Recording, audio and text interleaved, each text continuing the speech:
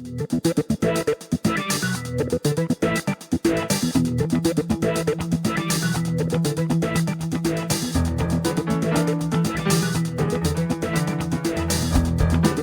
are listening to the SDSU podcast presented by the East Village Times with your hosts Andre Hagberdian and Paul Garrison.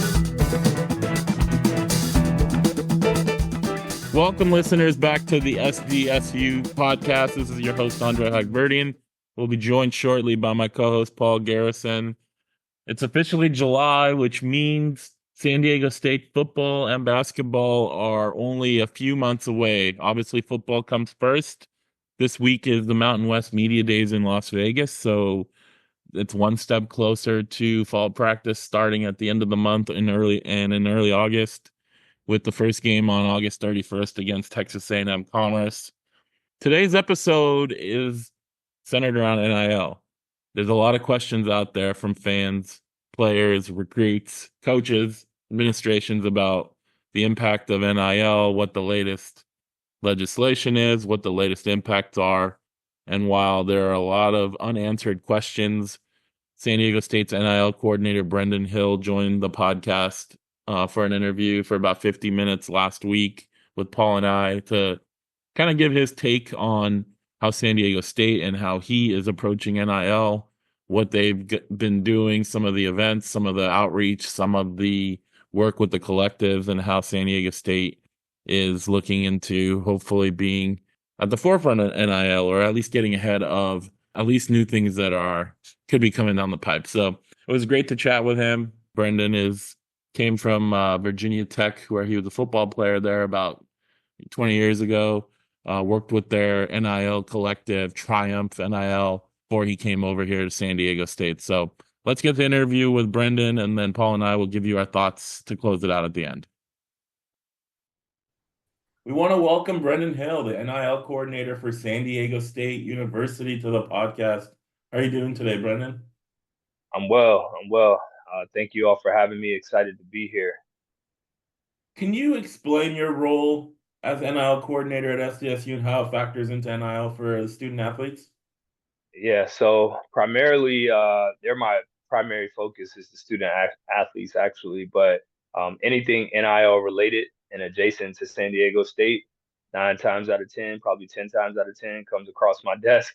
So I kind of just primarily help our student athletes with um, what we call foundational NIL stuff. So that might be setting up merchandise stores, how to approach social media, how to approach brands, different things like that, compliance questions. And then I kind of work my way out from there. So our coaches helping them in recruiting, and then our administrators talking high level strategy and what's going on and trends in the industry, and then out to the public from there. So making sure our fans are aware of how they can support NIL, making sure our collectives have the support they need internally, all those things. So. Prior to coming to San Diego State, I believe you were at Triumph NIL, Director of Strategy, which is the Virginia Tech collective. Is that accurate? Yep. How So yeah, go ahead. I was gonna say, how different is it being on the collective side, how supporting a school versus actually working at the school directly? Well, what we did at Triumph was a little unique because Virginia Tech didn't technically have an internal role. So they had their compliance staff, but Triumph really managed that whole ecosystem at Virginia Tech. So uh, even though I was a part of an external team, when I transitioned to San Diego State and had an internal role, it was pretty much it was some differences. Obviously, the departments that I lean on here, and I actually like being internal because you get firsthand information versus when you're external partner, it goes through those telephone game type of things, and you get a little further away from the source. So but yeah, Triumph helped prepare me really well for what I'm doing here. How did you end up at San Diego State? Like, how did that transition happen? Yeah, so born and raised, lived in Virginia my entire life. All my careers have been in Virginia or DC, that DMV area, and essentially obviously NIL was a passion of mine, and I knew that the collective world was so uncertain. And our collectives will speak to this, but for the most part, they're volunteer organizations. They aren't set up to really create staff and financial opportunities for the people who are working in them. So wanting to stay in NIL, was browsing and saw opportunity at San Diego State and said, my wife, actually, her father is from out here in California, up in Victorville, and she's always wanted to live on the West Coast. So Mhm. I didn't even tell her I was applying. I just applied, and I was like, "What's the odds? They probably won't get back to a guy from Virginia." And lo and behold, they got back to a guy from Virginia, and the rest is kind of history. Moved out here, been here for a year now with the family. So. Cool. SDSU's athletes, they've been involved in the community a lot. Recently, Marcus Cooper, he was going around to different high schools trying to set up training, speak to the athletes. Kyle Crum does a similar thing where he's like a QB coach, and he's already doing that part even while continuing to play. A few of the DBs were counselors at the First Chance U event that was put on for them, for the athletes in the area. How does NIL allow, I guess, players to get involved in communities in ways that maybe wasn't available to them before? Yeah, I think that's a great question.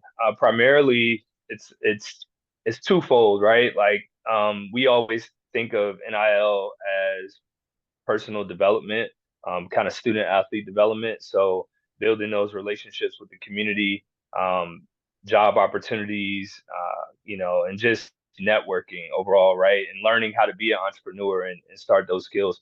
And then on the flip side of it, someone like Kyle, for example, it can be a revenue stream. It can be a potential for him to supplement his income. Whereas in the past, student athletes weren't allowed to make outside income. Or if they were, it was a very short window, usually in the summer, and they probably couldn't have been enrolled in classes while they were making that money. So NIL has opened up a new world for our student athletes, and like I said, really offsetting the cost of living, whether that's gas, food, clothes, has really created a low hanging fruit. And Kyle or Marquise and those guys, they're subject matter experts related to their sport, right? So who better to teach and train and coach and mentor the next generation than someone who's already done what they're aspiring to do and who they can look up to that's in their community. So I love that they're so active.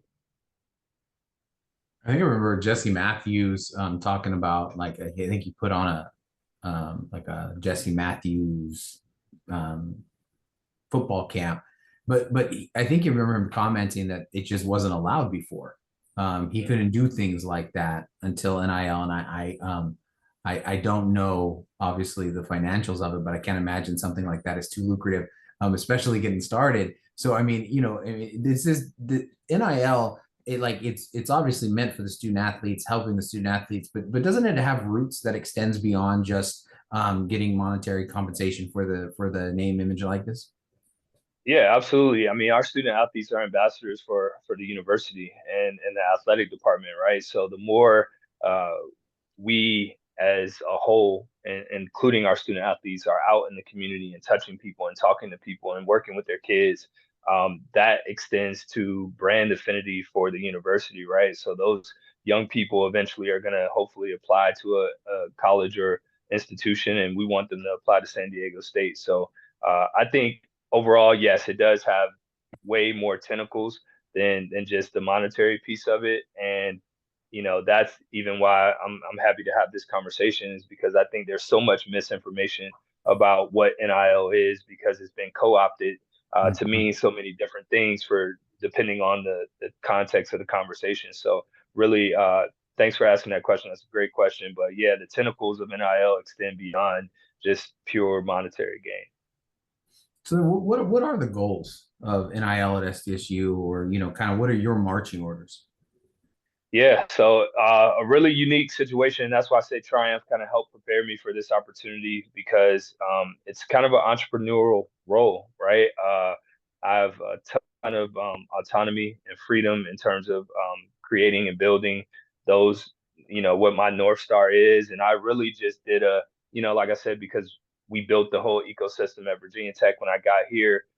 NIL was transitioning into a more outbound business development, connecting student athletes with opportunities and resources type of role. Whereas when NIL may have first started, it was more protection and education, and everyone was timid. And so I really love where we are in the space right now as far as SDSU. The first year, like I said, kind of a state of NIL. The first year, past year, I was really just getting my feet wet, getting acclimated to how San Diego State, our fan base, the community, you hear certain things about donor support, or the attendance, or this or that, right? And I think I had to just immerse myself and see it firsthand and talk to a bunch of people. So the first year was kind of just recon, obviously supporting our students through what we call like those foundational things, merchandise, that type of stuff, building the social media page out, so that we could be a voice, so people can know, hey, this is what NIL at SDSU look like. So our Aztec underscore NIL account on both X, Twitter, and Instagram, I feel like do a great job of kind of highlighting what our student athletes are doing and trying to create those touch points for people. So if anyone's ever curious, they can see us in action and see our student athletes in action. But fundamentally, back to your question, it's to connect our student athletes with resources, right? Like that's what I wake up every day and try and do is, like I said, it doesn't even have to be cash. It could be complimentary food. It could be, complimentary experiences. We just did a deal with the San Diego Fair where our student athletes they got free parking, and they got food vouchers and ride vouchers, and they had a great time. They got to go to a concert of their choice, and those types of things are just as valuable, to our student athletes as receiving the cash for that type of stuff. So fundamentally, it's just trying to raise awareness for what NIL is in our view, and connecting our student athletes with the resources they need to have a great student athlete experience at San Diego State. JD Wicker has referenced some of the in-house support for NIL as something that SDSU does is out in front of.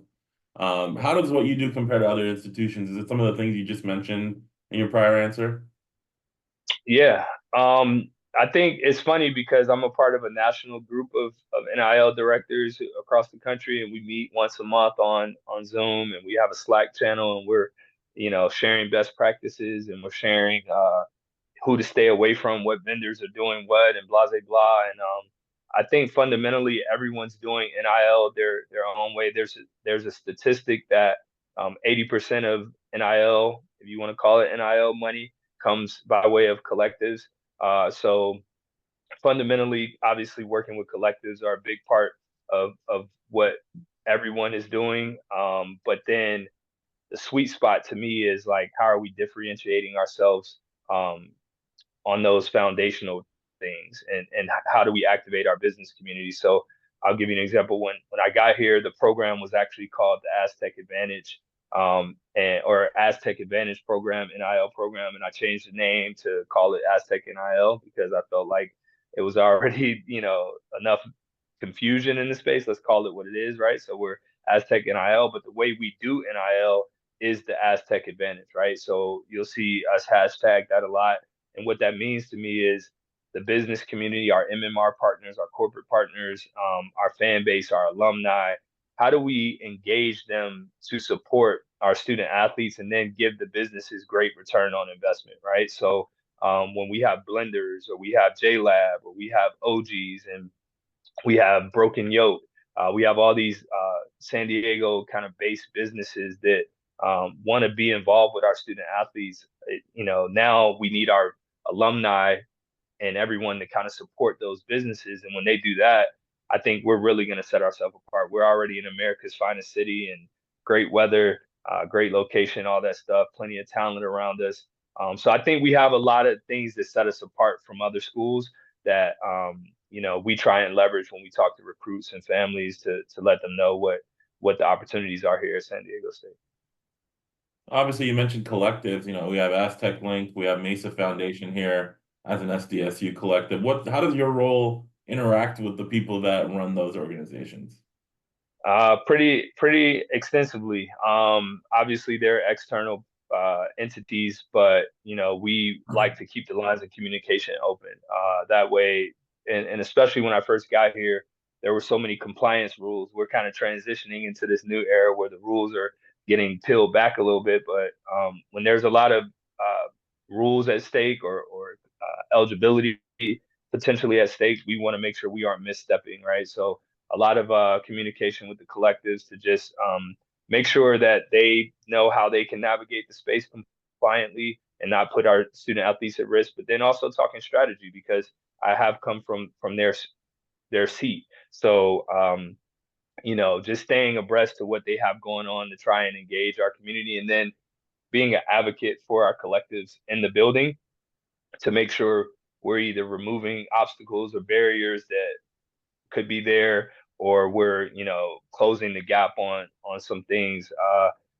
Like I said, it's funny because college athletics has operated a certain way for so long, and that sometimes I don't think people understand that extends even to the administration in the building, right? People are not accustomed to student athletes being able to do the things that they can do, or the idea of a collective. Like, what is this organization? And a lot of people could view them as you know, it could create an adversarial type of relationship if you aren't careful. So I think my biggest uh, kind of feather in my cap with the collectives is just like I said, trying to be an advocate for them in the building and removing any barriers and obstacles, and making sure that they can be successful. Because if they're successful, our coaches are successful, and if our coaches are successful, our teams are successful, and on and on and on. So You mentioned the collectives, and we've had a chance to have the directors here on the podcast at times, met them, things like that.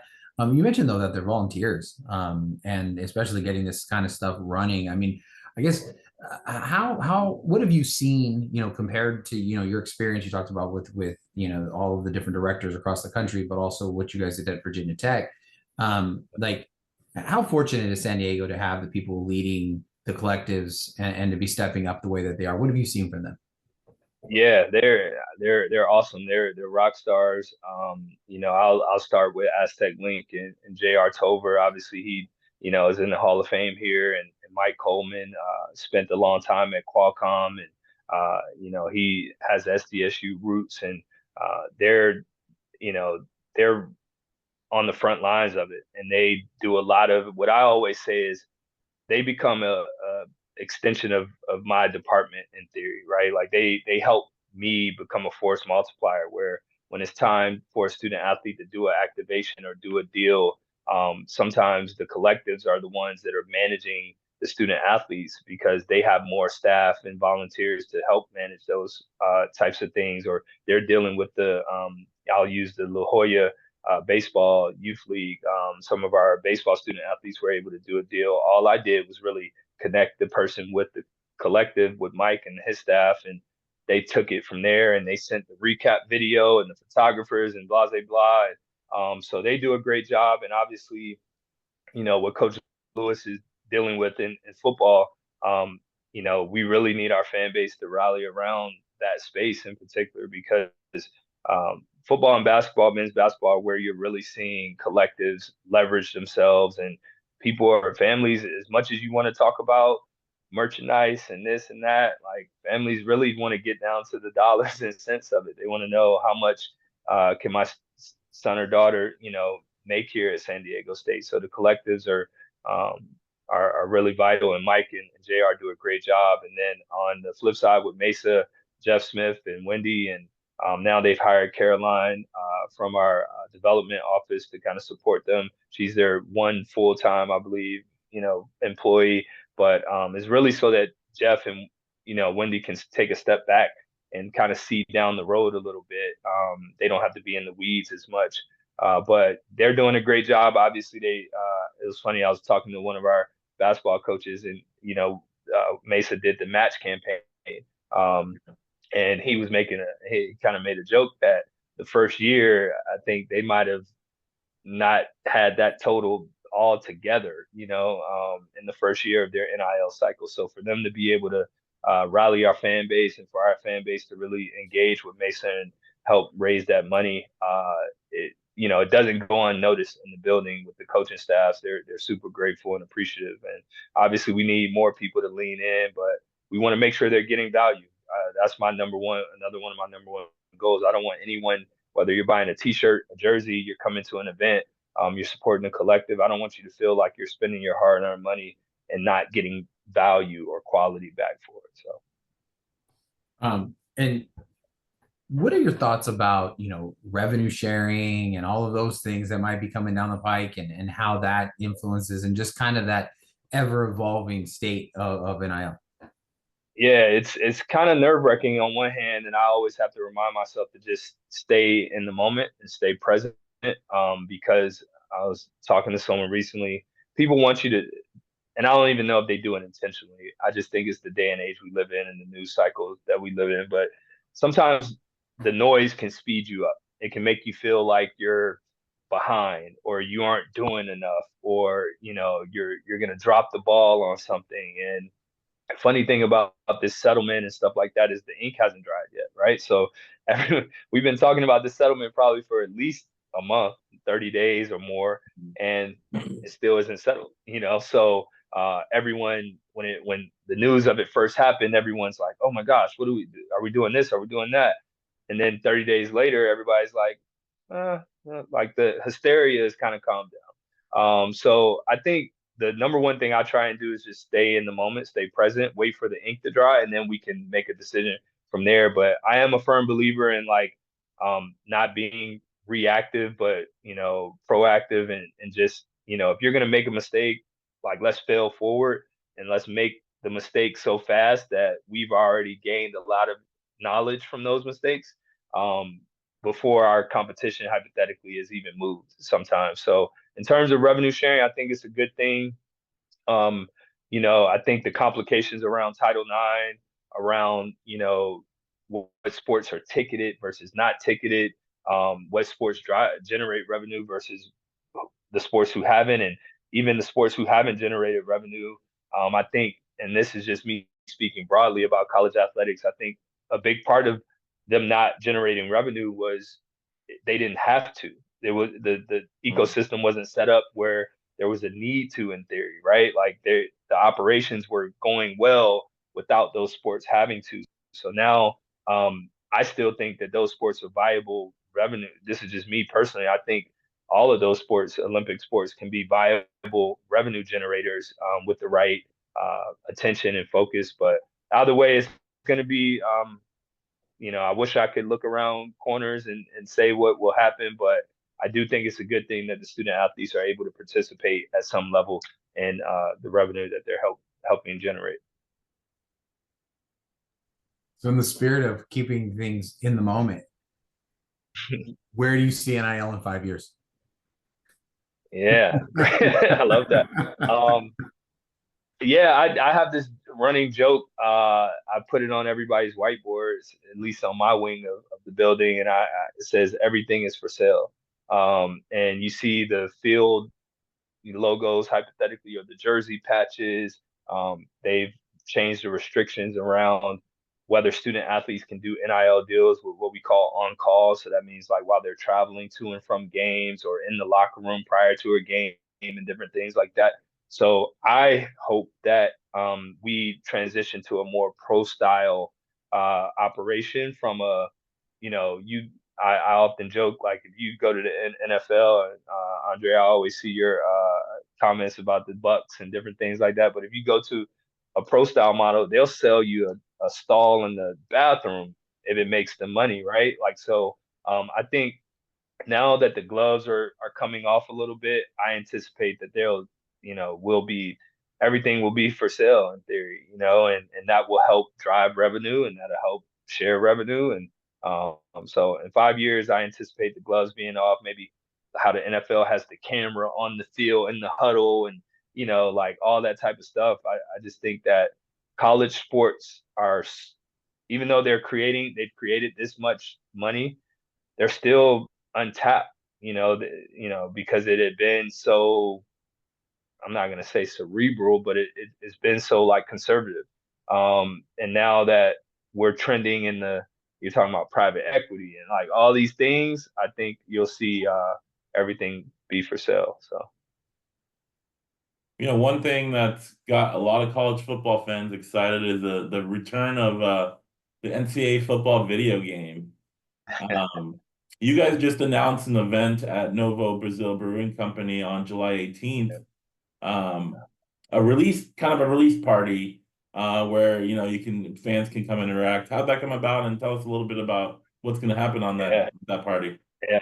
So thankfully we have and this is no shade, but we have a coach who's super in tune and young, and he has a young son who is a gamer, I believe. But it was actually Coach Lewis's idea. I think I was in Ruben's office, just we were talking about the game because I handle a lot of like the student athlete opt-ins and stuff like that, for them to get paid, or I'm working with EA on, kind of the assets to help Snapdragon, the designs, the photos, all that. So I was in Ruben's office, and I think Coach happened to be walking by, and he was like, "Yeah, we should do an event." And initially, the idea was to do it at Snapdragon, but obviously the cost and different things like that are a challenge. But Novo has been a huge supporter and partner of SDSU, especially that Mission Valley location since they've opened that one. It's a great central location. Everyone knows where it is. Plenty of space, big TVs, family friendly, dog park right outside, all that type of stuff. So it was kind of a no brainer. Reached out to Tiago and asked him if he had a date available. He did. I talked to the EA folks a lot just to make sure, like, hey, are you guys okay with this?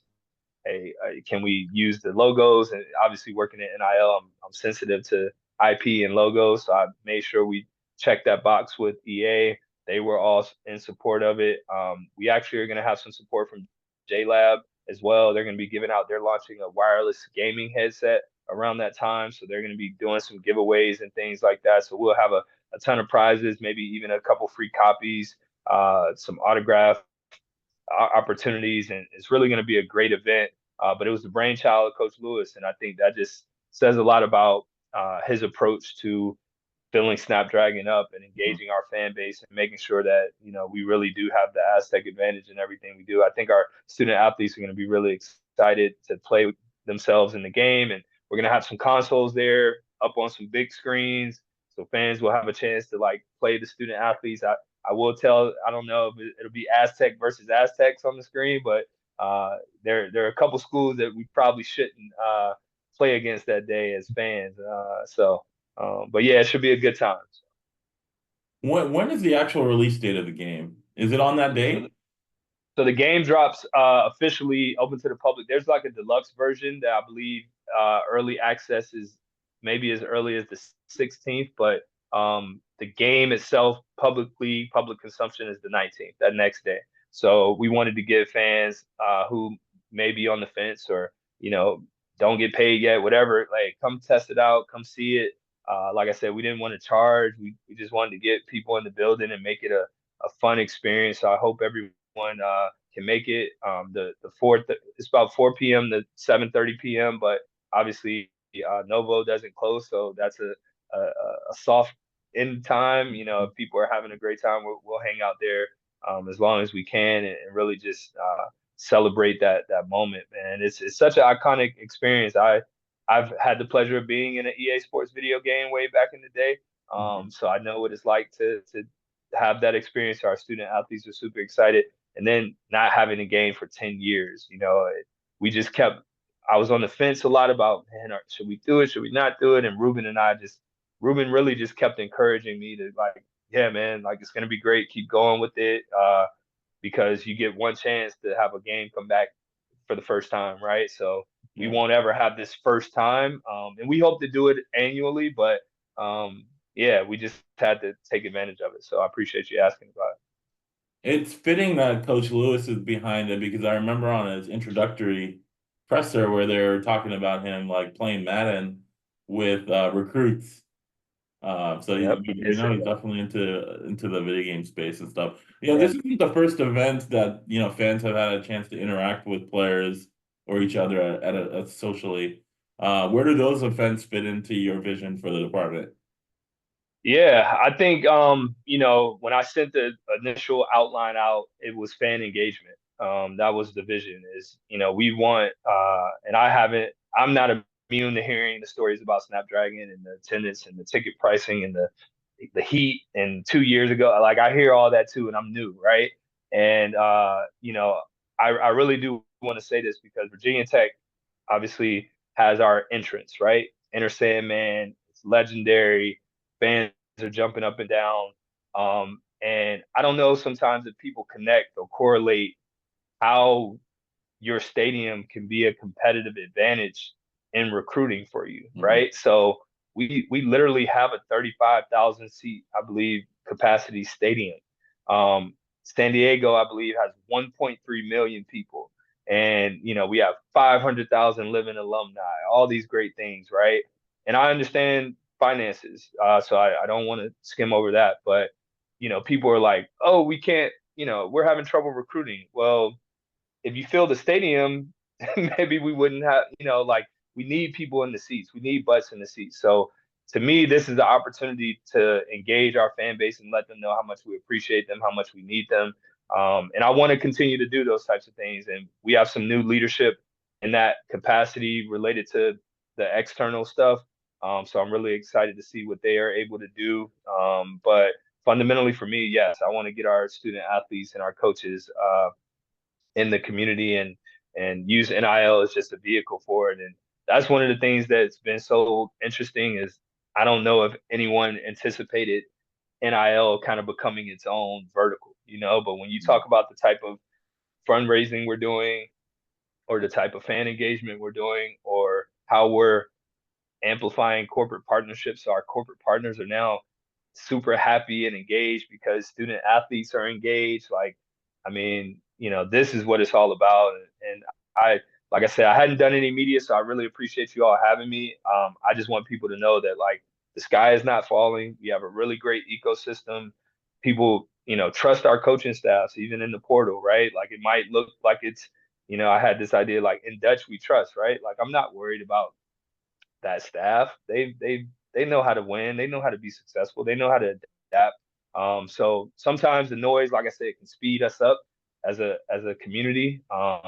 And I just want them to know in the NIL space we're doing just fine. Can we do better? Absolutely. But are we, you know, scrounging up and the bottom of the barrel? Heck no, we're thriving. So I'm excited for everyone to come out and hang out with our student athletes, hang out with our coaching staff, and hope to do more of these events in the future. Couple follow-ups. You mentioned that you were able to given the freedom to set your North Star. So what does success look like for you? What is the North Star? What did you say? Yeah, I think it's so I'm housed kind of in the student athlete. The person I report to, Tim Lansky, is our deputy AD for student athlete experience. So fundamentally, I want us to have a competitive advantage in the student athlete experience space, right? Like I want student athletes to leave and say, man, not only did I play competitive, competition on the field court in an arena, not only did I get a great education, not only did I get great life skills, but I also learned how to be an entrepreneur, make some money, different things like that. I also judge how many sports are engaged in NIL, right? So, we're pretty much at 16 of 16 of our sports have someone on that team has done some type of NIL deal, made some money off some merchandise, different things like that. So, and we're starting to see even in recruiting in the portal, it started affecting, some of these other sports, baseball, softball, different things like that. So, fundamentally, is getting having NIL opportunities for all of our student athletes who want them, and connecting with the resources. But that's how I kind of judge myself is um, are all of our sports feeling supported and engaged in NIL? And I think, they are. We have student athletes, like I said, across all sports who are doing some type of NIL activity. So really excited about that and really excited about the corporate partners, right? Like JLab and OG's stepping in, Herman Cook. I can't forget Mr. Cook, Dennis, stepping up in this space and saying, hey, yeah, I love supporting SDSU and I like my in-arena assets, but I also want to be able to use student athletes in my advertising in their uniform. So how can I do that, Brenden? And like I said, overall, whether it's the collective, our corporate partners, the San Diego-based businesses like Blenders and Chase, and we're just, I think we're on the, and that's why I came here. I moved my family 3,000 miles across country because I believed in the vision of what San Diego State will be here soon. So You mentioned Snapdragon Stadium. It's been everywhere since it opened. I mean, it's I think everyone was anticipating what would it be like, but it just seems like across the board, with the exception of the opener with Arizona and the Heat, yeah. It just rave reviews. And where do you think like that building and all the concerts and all the, I mean, just the way that it's turned into the vision really that they had for it, where do you think that plays as the strategic advantage in all of your initiatives with NIL?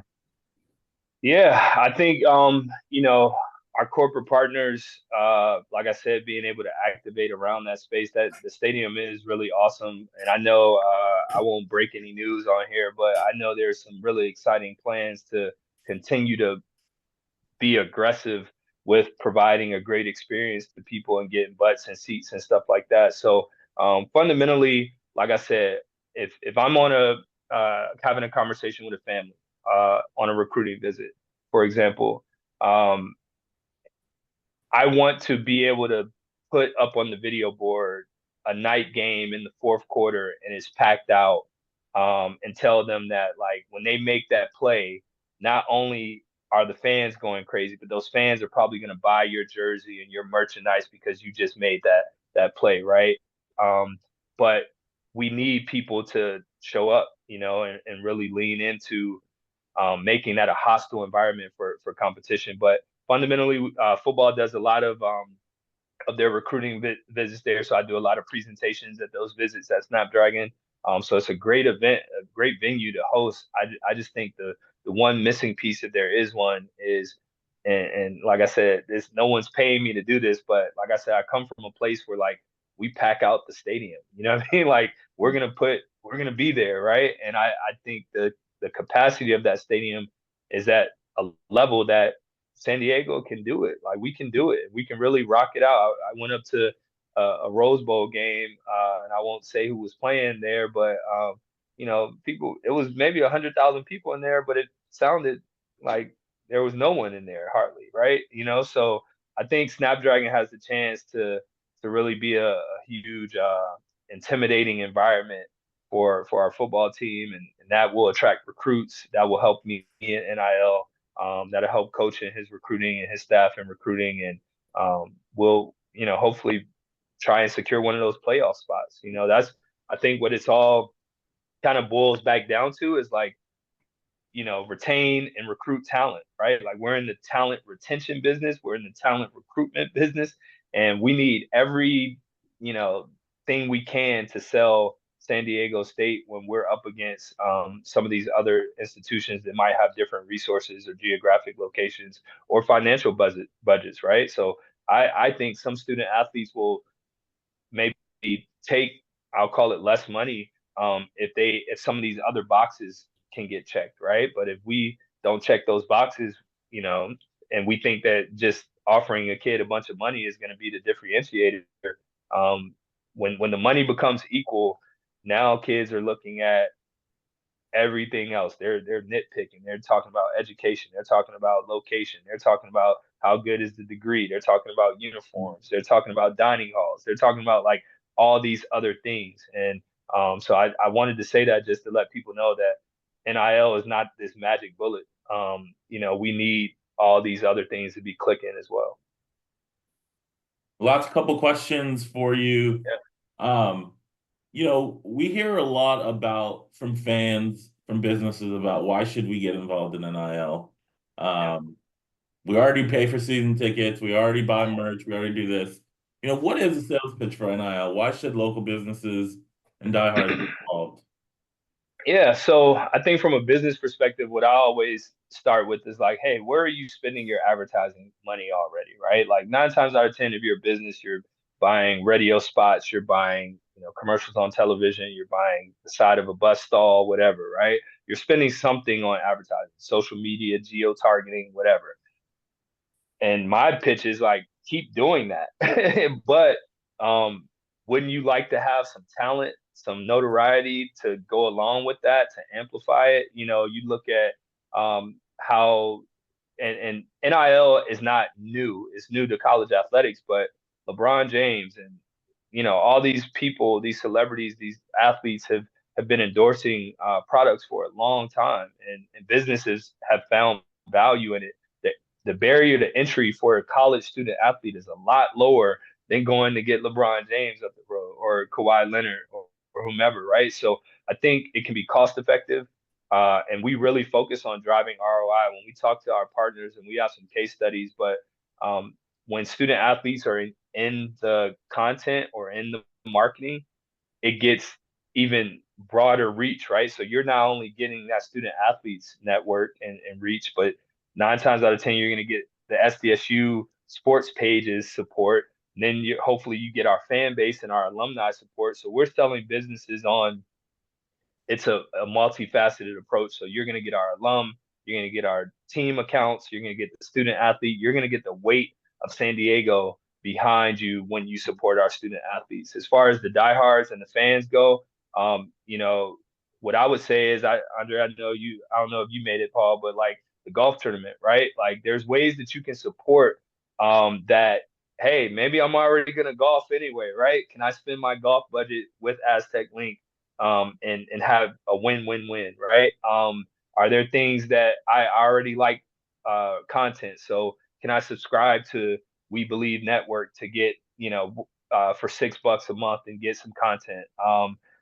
Like just look at things that I'm already gonna buy a jersey, right? Do I go buy a generic jersey? Do I buy a student athlete jersey, right? And we actually have a store, our AztecNILshop.com, that the proceeds from generic merch. So if you go in there and you buy a softball shirt, no player on the back, that softball team is going to share in that revenue of that product. So I hear people all the time like, oh, I don't know if they're going to be here long enough. I get that. Um, I hope they're Aztecs for life still, and you support them. But nonetheless, you can support the team through so many other different initiatives, and so I think that's what it is. It's just go shop at JLab. Your next set of headphones, don't go buy Beats, go buy JLab, right? Like you've just now supported Aztec NIL because you supported OG's Pizza during the March Madness campaign. So it doesn't always have to be cutting a check to a collective. It doesn't have to be doing a big, I don't know, sponsorship or commercial. It's just really just getting in touch with someone and asking the right questions. So that was a good one though. Yeah, along those same lines, the last question, when you get that diehard or a fan that's willing to uh, contribute, but resources are not unlimited, and they ask us, I have this amount, what's going to be the best financially for a student athlete, whether it's football, basketball, whatever. Is it a Mesa membership? Is it a Aztec Link? Is it buying that merch with that number on the back? It's hard for us to answer because we don't know the financial background of how things Yeah. work.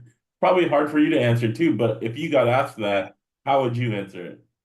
Yeah. I think what I would say is, funny enough, I'm to use a government reference here, right? But like, you're a taxpayer, you pay your taxes, and hypothetically, you trust that your government is going to do what they said they're going to do with the Mm, finances, right? So I think from an NIL standpoint, whether it's a Mason membership, Aztec Link membership, our coaches now, thankfully, are able to be involved in conversations, especially around retention, right? So especially around keeping our talent here. There's the gloves are off in that space. So I trust that our staffs, whichever staffs those are, know who they want to retain, know how they want to allocate their spending and the budget. But yes, we need our fan base to kind of underwrite that pot. But once again, to me, if we check the box of, hey, I got value for my Mason membership because they give me some mic'd up content that's really awesome. Or I get value for my Aztec Link membership because they do great events like the EA Sports launch with the Aztec NIL program.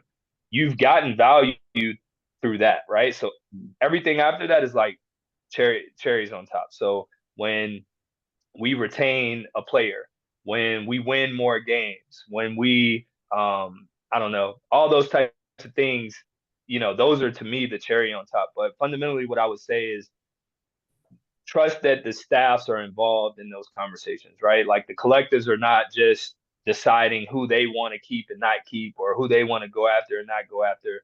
The coaching staffs have some say so, and they're making the decision that they think is right for the program. And I know there was some, people were up in arms a little bit about some of the, student athletes we weren't able to retain in a certain sport. And I would just say, once again, you know, we're all learning this. This is year 3. We just finished year 3, right? So we're going to have better information moving forward. And, you know, unlike professional sports, the student athletes have a finite shelf life on their talent in college, right? So COVID year, maybe 6 years nowadays. You can see guys playing 7, 8 years, whatever, but they have a short shelf life. And sometimes allocating a budget, you might have to like pass on someone because you're thinking bigger and broader, right? You're thinking like, maybe there's a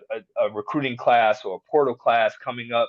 You see it all the time in the NFL, right? Like some teams are like, oh, we're going to pass on a quarterback this year because next year's quarterback class is better.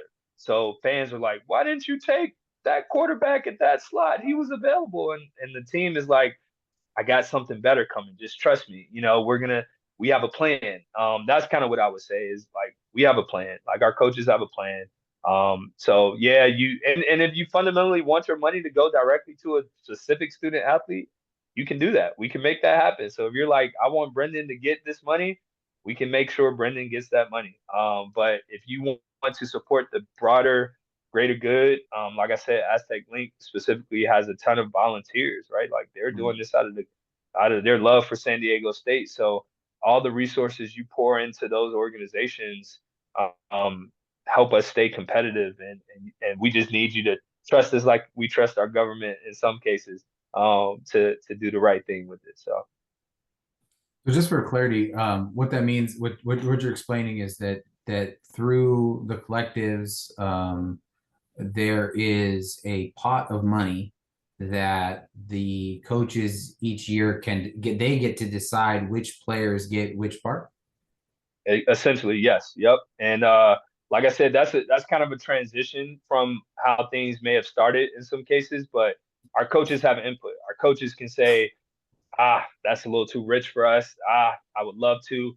And the student, we could, for all intents and purposes, like we could match an offer, and the student can still say, I like this system better, so I'm gonna go to this system, or I like this location better, or what have you. So money isn't always the determining factor. But what I will say is, yes, the coaches, the goal with the best way I describe collectives is essentially, and some are getting into other things like marketing deals and that sort of stuff, but the their bread and butter is fundraising. Their bread and butter is like raising a pot of money and then being able to distribute that money. Now, once they distribute that money, the student athletes have to do things for that money. They're going to be out in the community. They're going to show up at places. They're going to do different performances for that money, that aren't sports related, but fundamentally they're booster clubs, right? So I always use the analogy, when I was a kid, we used to do car washes and the concession stands to try and raise money to go on an AAU trip, right? So we could pay for our hotel, our travel, blah, blah, blah.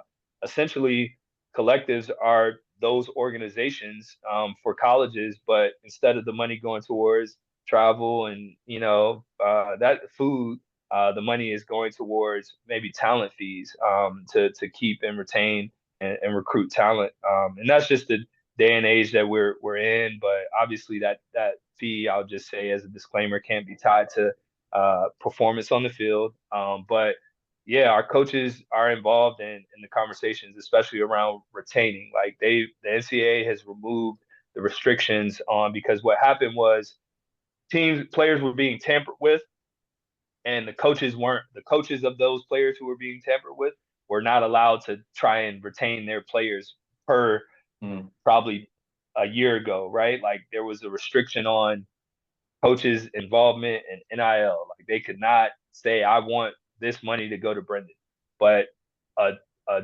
donor booster from another school could go talk to Brendan's mom, dad, uncle, cousin himself and say, "Hey, I have this money for you," and the coach couldn't do anything to try and retain him. So the NCAA said, "Hey, we realize that's faulty. We want to make sure that you can at least have honest conversations with your talent about staying at your institution." Yeah, the rules have changed. So yeah, it's going to continue to evolve. And I know sometimes people want to know. I've always, like at Triumph, we never share how much we pay certain athletes, just because I think it's a privacy thing, right? You're talking about 18, 19, 20-year olds, the world knowing how much money they make. People from their neighborhood or hometown or whatever, people can become a predatory situation once everyone tells the world that you make $100,000, right? Like, so I would say also for our fan base or people in general who care about this stuff, to not be so concerned about the exact dollar amount. In theory, just if you love it, if you support it, if you want to see us remain competitive, um, support. If you think we can do it without your financial support, that's great too. Still show up, buy your season tickets, do what you do. Like I said, I think it's pretty awesome what we've been able to build in our sports, and JD has been able to build here. How many championships we win, but it is creeping into some sports that most people wouldn't think that it would be creeping into. So we need everybody to lean in, however you lean in. Like I said, if you were gonna buy headphones for the kiddos for Christmas, go buy J Labs. If you're gonna go order pizza on a Friday night, go order OG's. If you're gonna eat breakfast, go Broken Yolk on campus, right? Like just support the businesses that support us, and you're helping NIL through that. So Well said. It was great chatting with you, Brenden. Getting yeah, to a little bit dig deeper into NIL. We definitely appreciate. And for fans listening, definitely check out that event at Novo on the release party. yeah, we appreciate it. And RSVP, we just want to be able to give the venue a semi-accurate head count. So it's free, but please RSVP at goaztecs.com/EA Sports. Follow us on social media, Aztec_NIL. Thank you to you guys for everything you do and supporting SDSU athletics, telling the stories that need to be told. If I can ever help with anything, please don't hesitate to reach out. So thank you. Awesome. Thank you. Have a great day. All right, you too. Paul, we got to chat with Brenden Hill, someone we've met previously, had some, chats on the practice field and before and after games, but never really dug deep with him in terms of NIL stuff. And it's a great opportunity, especially with that event coming up with the full video game. Also the 3-year mark of NIL legislation that we did. I don't think we mentioned that, but that was something that was recent. What'd you make of our conversation with him? A ton. But in the brief moments that we have, I think the part that I always find the most interesting is, and we've done it. I mean, you and I have talked about all the different ways in which this arena and this area could go, right? NIL could mean this, it could mean this. Revenue sharing could make NIL collectives not really as important. All of these kinds of things that we've discussed, and we say, hey, what is the future going to be? But talking with Brenden, I love the idea that like he doesn't get to do that. He doesn't get to just say, well, it's going to be one of these 25 ways in which it could go. Like he actually has to put the work with his best ideas of what is presently happening, and then with some sort of idea what's around the corner. He talks about being proactive, and it's just like, man, that's such a hard thing in this space. And so I enjoyed being able to get clarity, I think, about a lot of the questions and a lot of the ideas that we've had. And How many times did he talk about the changes that took place, right? How at the beginning it was about compliance and everyone was all shy about what it would be. And now the gloves are coming off. And then, and it's just evolving and evolving and evolving. And I think that we would all be wise to keep a little bit of an open mind, because I think some people got so turned off at it about what it was at the beginning, and then they're just closed off to it. Like, my game's changing forever, and it's just, I can't follow college sports anymore.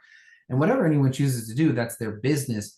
However, what it was 3 years ago and what it's turning into now, and then especially with the ideas of revenue sharing and things of that nature, it might not be that far away from something and in its evolution that I think everybody can be behind. Because I think if you look at the previous system where, universities and were able to get all kinds of money and none of that outside of, the scholarships, and, that was not insignificant, but went to the players. I think that also didn't feel completely congruent with your values either. You know what I mean? And so it's like, maybe what it's evolving into and what it becomes. And as we talked about at the beginning, these kids are getting out in the community, and like, they're not rolling in money because Kyle Crum is not rolling in money because he's just helping kids. Like, that's what he's doing. And NIL has been the opportunity to do that.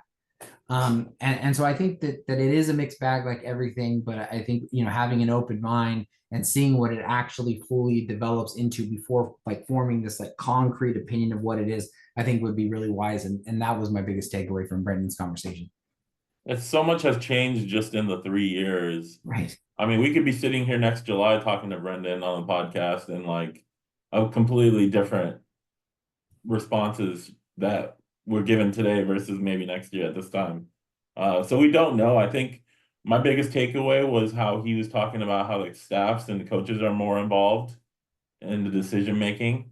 I know obviously there was a change in football coach, which probably played a big factor in that. And obviously football is at the head of NIL when it comes to recruiting, transfers, and things like that. Obviously basketball is up there too, but football is probably a little step higher. And with Sean Lewis being so much more proactive with having events like the release party or doing a Snapdragon host for season ticket members and things like that weren't really being done for the last couple of years. I think that's important, and his kind of confirmation that the coaches are making decisions on, if a recruit says I want this much, the coaches are making that decision. Is it worth it? Is it not worth it? And we've heard some of the incoming recruits have received some NIL, and this kind of confirms that those are the decisions being made, and I think those are positive steps in the right direction for the school in general, but especially football if you want to look at it particularly on the football side. I couldn't agree more. And I mean, you just, again, I think one of the unsavory kind of like turn you off to an NIL was all of the tampering that goes on. And tampering goes on, period. Stop. If anybody is shocked by that. I've heard firsthand about people telling me, oh, I wasn't thinking about transferring. And then they talked to us they talked to my coach, they talked to my dad, and then they talked to me. And then all of a sudden I was like, hey, maybe I should transfer, and now they're no longer at the school that they're at. And so just, and so we I've described it as the vulture circle, right? The moment somebody's good, the vulture circle. And you got this kid who, again, he's 18, 19, 20 years old.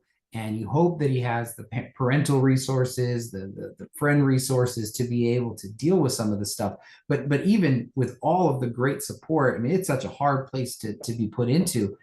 And the idea that now the coaches can actually have an honest conversation about like, hey, here's what's going on. And they can, and how many times have we heard the coaching staff say, like, if they're being offered money over here that we're unable to match, like, it's kind of hard when you have a great relationship with that kid to be like, oh no, that's a horrible thing.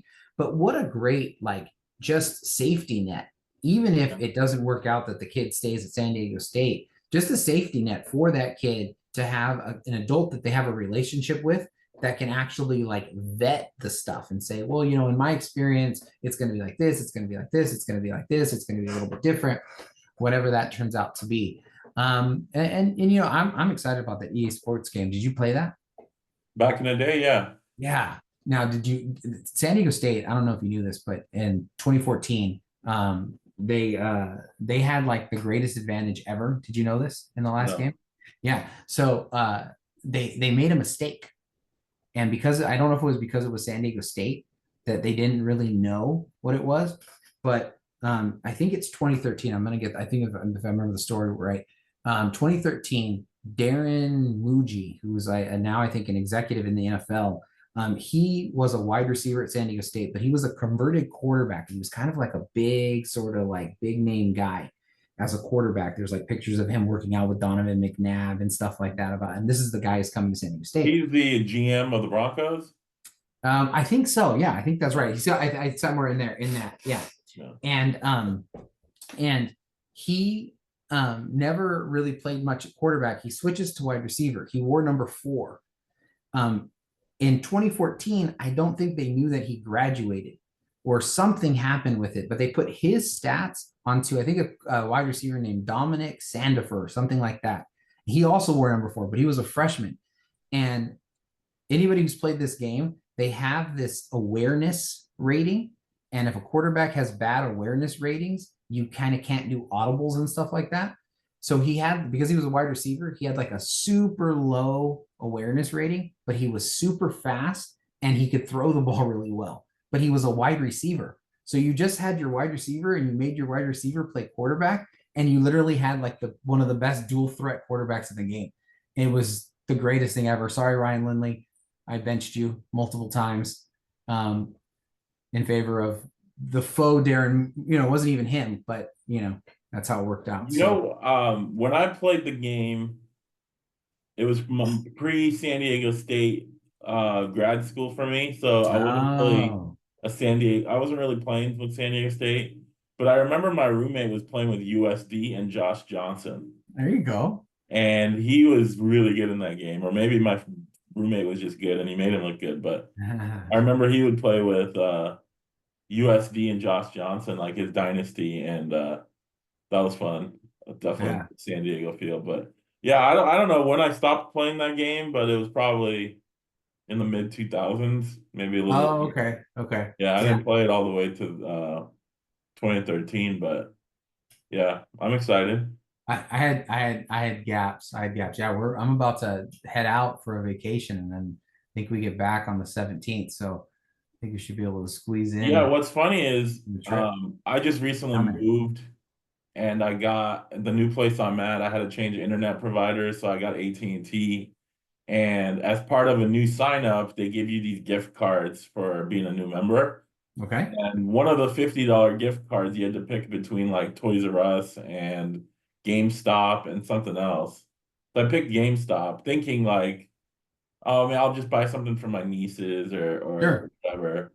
And then I get it, and it's like one day I'm on Twitter and I see, oh, coming soon. I was like, oh, I could buy that new video game edition. No, I think it's like probably gonna be $70, so I'll have to pay a little. But it'll come in handy for that GameStop gift card. Yeah, no, my boys, they're pining. They're pining for that opportunity. Do you have Xbox or PlayStation? Xbox. Yeah, me too. Yeah, we go with the good one. Yeah. I gotta dust mine off, plug it in. I haven't plugged it in since the move, so. Oh, see, COVID. I didn't play video games for a long time, and then with COVID, like I wasn't playing, and then I wanted to talk to people, so I started playing, and I haven't stopped.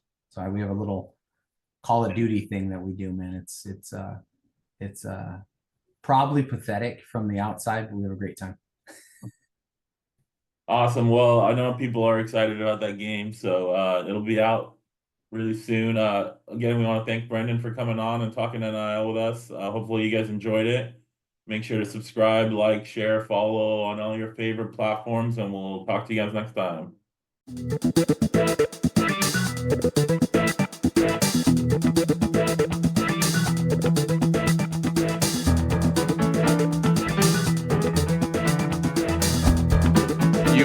listening to the SDSU podcast presented by the East Village Times with your hosts Andre Hagberdian and Paul Garrison.